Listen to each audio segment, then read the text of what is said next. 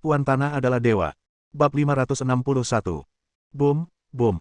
Bailong dan Natasha melepaskan tembakan bersamaan, dan tangki bensin meledak tepat saat hendak menyentuh tanah. Kedua suara keras itu memekakkan telinga. Beberapa orang di pusat ledakan langsung terpental ke tanah, dan paku besi yang berterbangan merobohkan beberapa orang di sekitar mereka. Jeritan terdengar di mana-mana. 7 atau 8 orang berhasil ditangani sekaligus, dan tekanan pada Qin Ming dan 2 orang lainnya tiba-tiba berkurang. Namun, orang-orang yang tersisa di sisi lain tampaknya tidak tertembak mati dan terus maju menyerang. Bahkan jika mereka jatuh dengan luka parah, mereka akan ditembak di tempat, seperti regu pembunuh yang harus menghancurkan kamp setempat. Karena bom fragmentasi besar yang dibuat dari 2 tangki gas menyebabkan korban yang sangat besar di pihak lain, orang-orang yang tersisa juga menjadi haus darah, dan 2 orang di depan melemparkan granat yang mereka bawa. Mengandalkan kelincahan hantunya, Qin Ming dengan cepat mengambil papan kayu panjang yang digunakan untuk dekorasi dan memblokir granat satu persatu seperti bermain bisbol. Boom, boom. Terdengar beberapa ledakan lagi. Pihak lain menderita akibat tindakan mereka sendiri. Ledakan granat menewaskan dan melukai beberapa orang yang bergegas maju. Setelah baku tembak sengit, hampir semua pasukan musuh tewas atau terluka. Pertama, Qin Ming dan 2 orangnya melepaskan tembakan dan menewaskan 4 atau 5 orang. Kemudian 7 atau 8 orang diledakkan oleh tabung gas. Akhirnya, 5 atau 6 orang tewas oleh granat. Pada dasarnya, semuanya tewas atau terluka, hanya menyisakan 2 penembak jitu yang tidak terluka.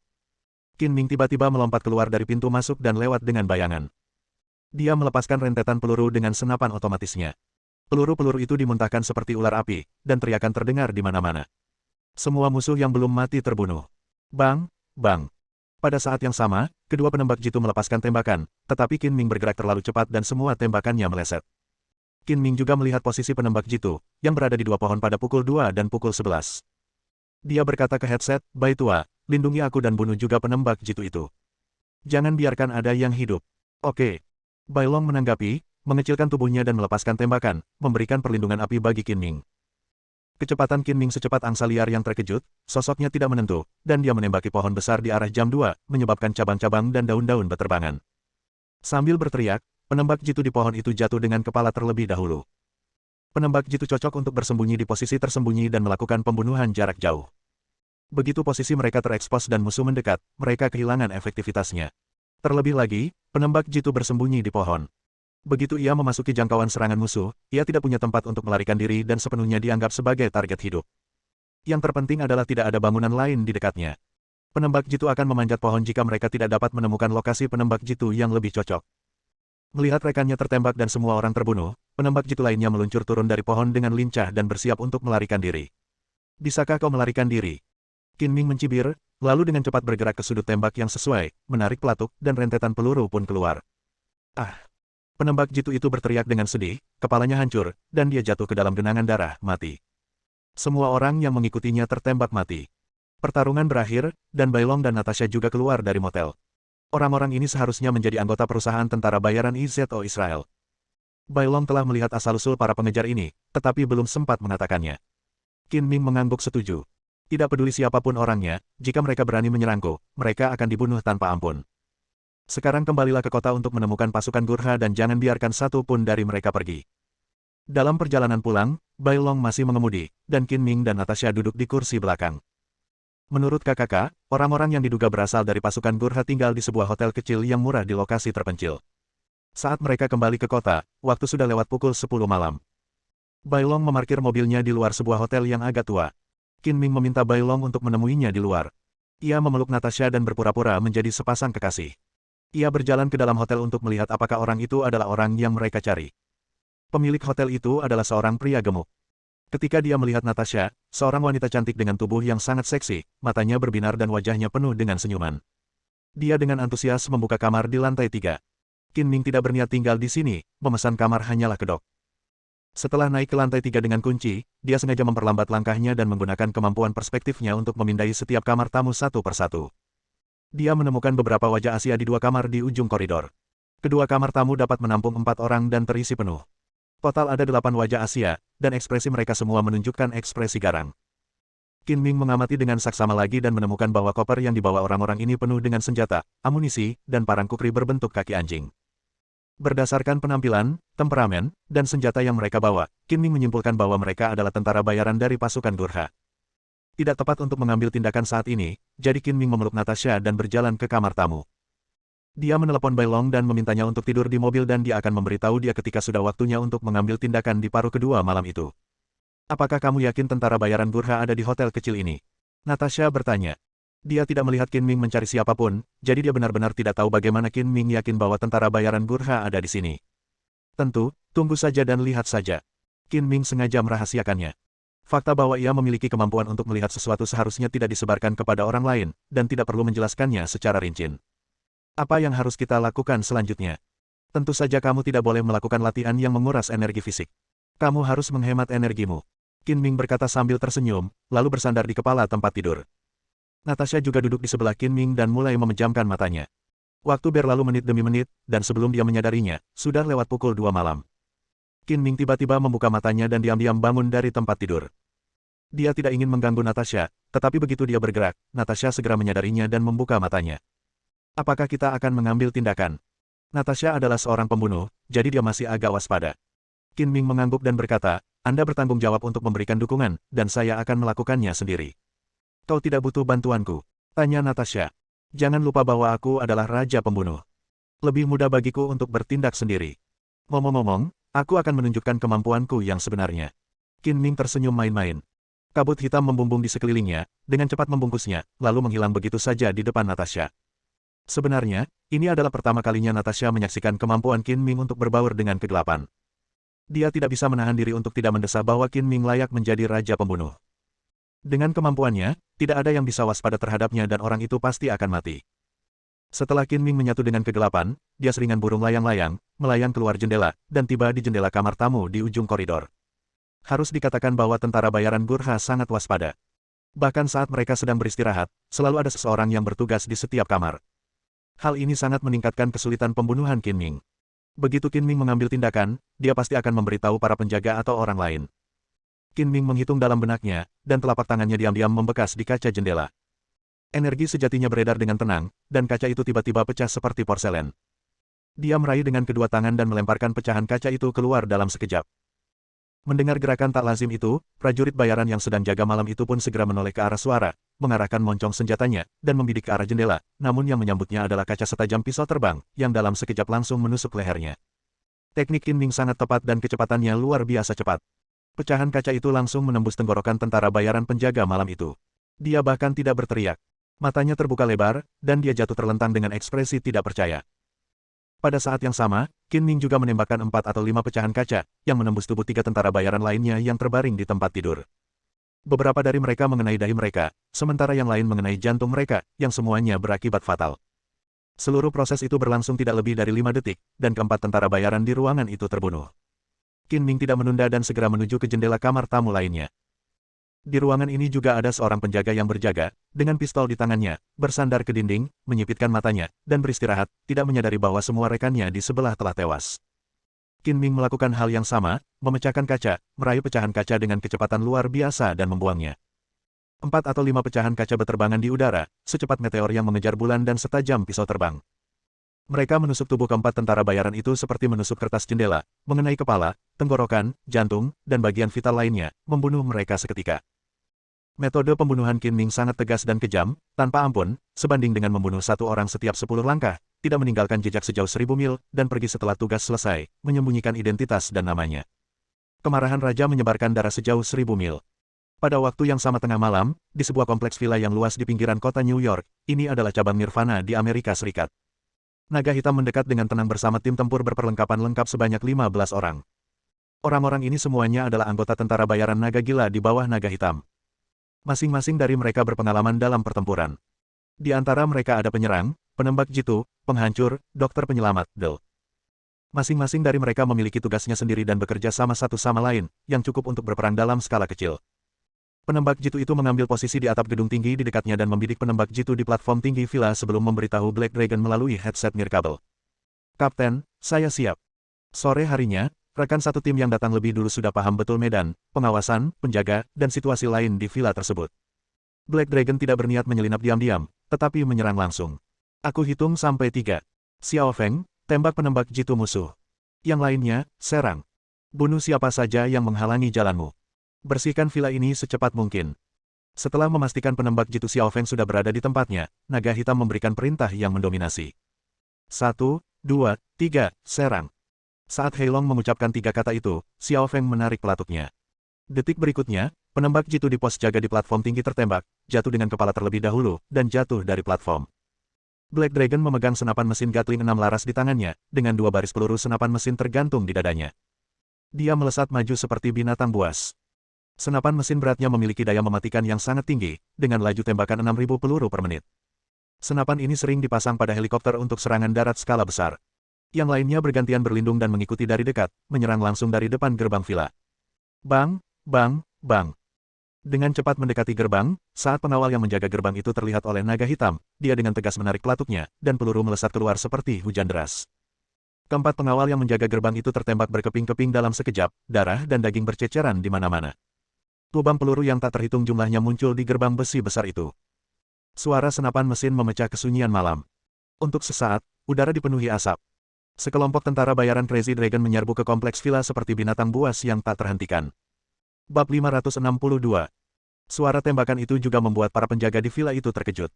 Banyak orang bergegas menuju gerbang dan segera bertemu dengan tim tentara bayaran Crazy Dragon yang dipimpin oleh Black Dragon.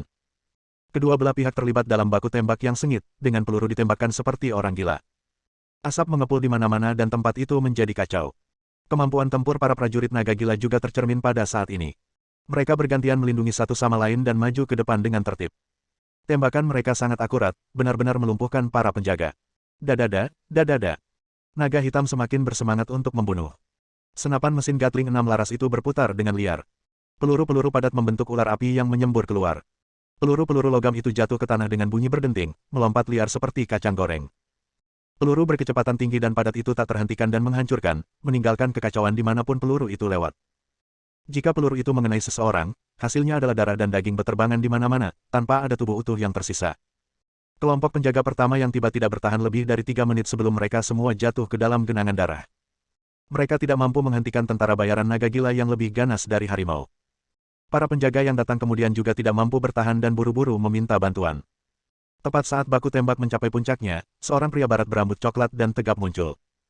Jika Qin Ming hadir, dia pasti akan mengenali bahwa pria ini adalah Golden Storm, yang memiliki kemampuan mengendalikan baja. Beberapa waktu lalu, ketika organisasi Nirvana, manusia serigala, dan klan darah mengepung Qin Ming di sebuah kuburan massal, Gang Bao juga hadir. Melihat bahwa manusia serigala dan klan darah tidak dapat menghentikan Qin Ming sama sekali, ia memanfaatkan kekacauan itu untuk melarikan diri dan kembali ke Amerika Serikat. Menghadapi peluru yang bersiul, Gang Bao tidak berniat menghindar dan hanya melangkah maju untuk menghadapinya. Dia mengangkat kedua tangannya di depan dada dan mengaktifkan kekuatan supernaturalnya. Ketika peluru mendekatinya dalam jarak 2 atau 3 meter, peluru itu tiba-tiba melambat dan jatuh seolah-olah tenggelam ke dalam lumpur yang tak terlihat. Dalam situasi ini, Steel Storm sangat berguna. Dengan tangannya yang terus-menerus melambai, senjata di tangan tentara bayaran Mad Dragon tampak dirasuki oleh roh jahat. Mereka lepas kendali dan berubah menjadi bagian-bagian yang terurai di tanah dalam sekejap mata. Terutama senapan mesin Gatling di tangan Heilong, larasnya bengkok seolah meleleh karena suhu tinggi, dan pelurunya langsung meledakkan laras setelah ditembakkan, membuat tangannya berlumuran darah. Meskipun Heilong tahu bahwa ada orang-orang dengan kemampuan khusus di antara pihak lain dan telah mengambil tindakan pencegahan, dia tidak menyangka situasi seperti itu akan terjadi. Dia tiba-tiba menderita kerugian besar. Dia sangat marah sehingga dia melompat seperti guntur dan berteriak ke headset, "Xiao Feng, bunuh dia." Xiao Feng, penembak jitu yang memberikan dukungan tembakan jarak jauh, juga melihat situasi dengan jelas melalui teleskop penglihatan malam. Ia segera memutar moncong senjatanya, menggantinya dengan peluru penembus lapis baja yang biasa digunakan untuk menghadapi tank, membidik alis Gang Bao, dan menarik pelatuknya. Bang! Peluru penembus baju besi itu secepat aliran cahaya, menembus udara, tetapi saat ini, kekuatan supernatural Gang Bao dikerahkan secara ekstrim, dan produk baja apapun hampir tidak dapat mendekatinya. Peluru penembus baju besi itu segera melambat ketika mendekati dalam jarak 3 meter dari tubuhnya. Hal ini memberi Gang Bao cukup waktu untuk bereaksi.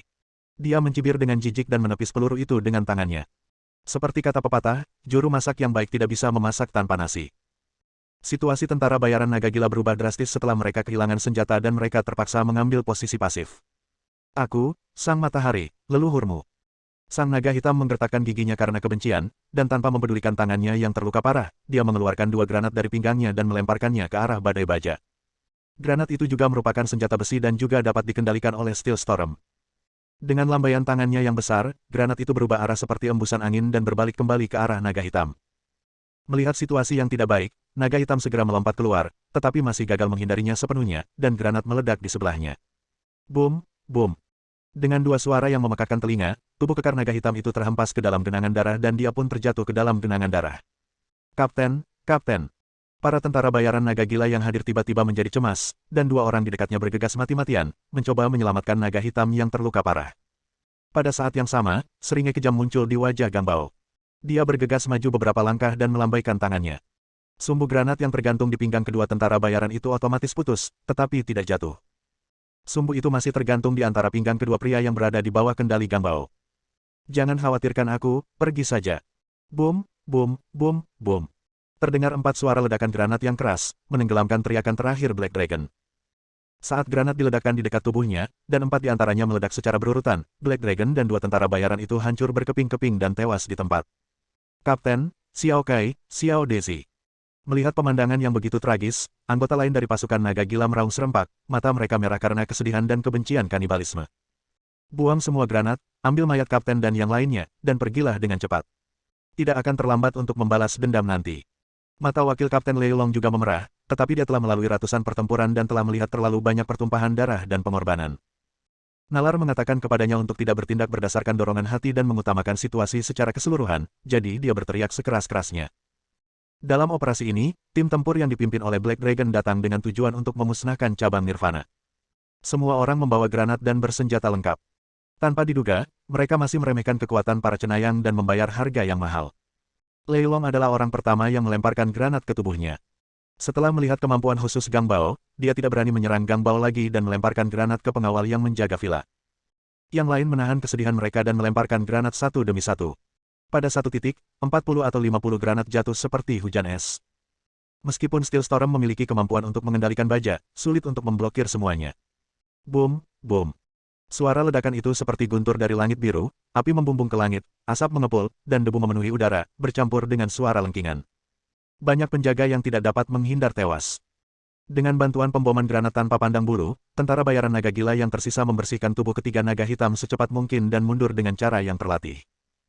Tidak ada keabadian dalam perang, dan para prajurit naga gila juga akan menderita korban, tetapi kali ini Kapten Naga Hitam terbunuh dalam ledakan itu, dan korbannya sangat banyak. Hati setiap orang diselimuti oleh kesedihan dan kemarahan yang mendalam yang membuat mereka ingin bertarung sampai akhir. Ces, anggap saja kami sebagai cabang Nirvana kami. Jika kau ingin pergi, kau bisa melakukannya. Tidak semudah itu. Tidak ada yang bisa melarikan diri. Steel Storm memimpin dan mengejar dengan langkah yang kuat. Bang, bang, bang. Di kejauhan, air mata sudah jatuh dari mata penembak Jitu Xiaofeng. Pria tidak mudah meneteskan air mata, hanya karena mereka tidak terlalu sedih. Melihat kematian tragis Heilong, yang memperlakukannya seperti saudara, kesedihan dan kemarahan memenuhi seluruh tubuhnya. Dia mengumpat sambil menarik pelatuk dengan panik, dan dia bahkan tidak punya waktu untuk membidik dengan hati-hati.